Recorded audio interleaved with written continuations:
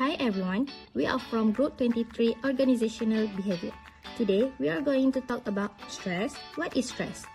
Here are the little conversation about stress between me, Lily, and my friend Emma. Hi Emma, why are you looking so uptight?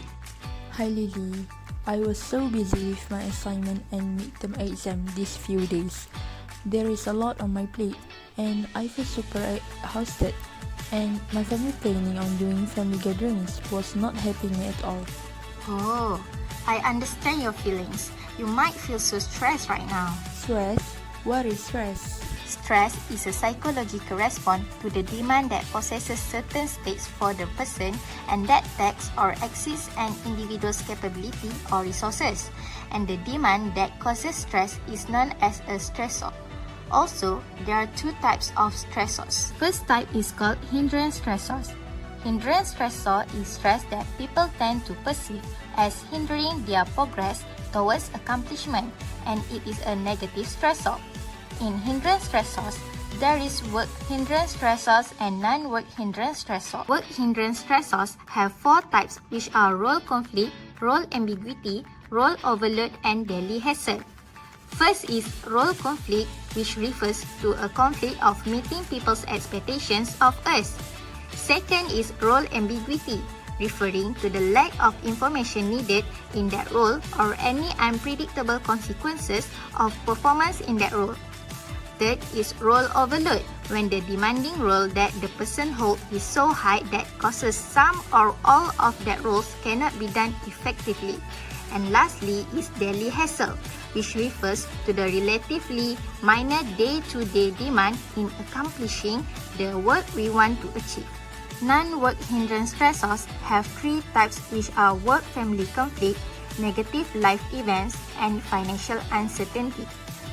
Work-family conflict is when the demand of a work role conflict with those demands of a family role, while negative life events occur when there is a significant change to a person's life. They are viewed as hindrance stressors as they hinder the ability to achieve life goals and are associated with negative emotions, for example, loss of a family member.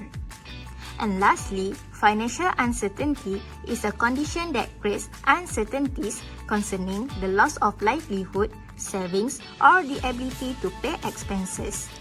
While challenge stressors are viewed as positive stressors, people perceive them as opportunities for learning, growth, and achievement.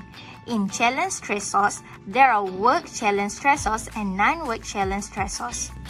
Work challenge stressors have three types, which are time pressure, work complexity, and work responsibility.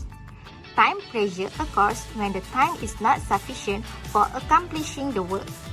Next, work complexity refers to the degree to which requirements such as knowledge, skills, and abilities to perform the work exceed the person's capabilities.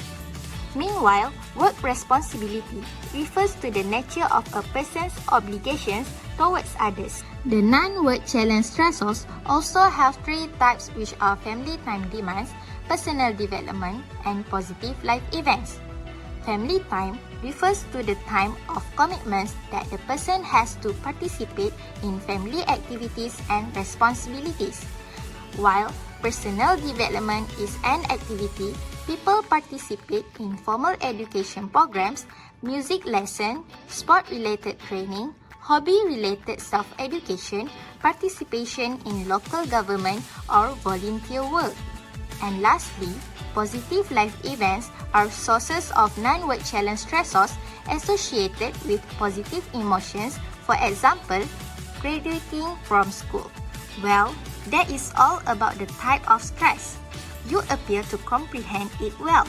To assess your stress level, I recommend taking a stress test. Sure, that sounds good to me. I recommend that you undergo two types of stress tests called hindrance stressor test and challenge stressor test. The hindrance stressor test will assess your capacity to deal with problems that slow down or restrict your performance. In contrast, the challenge stressor test will evaluate your capacity to deal with pressures that are perceived as motivating us to learn, grow, and accomplish. I hope I have explained everything well.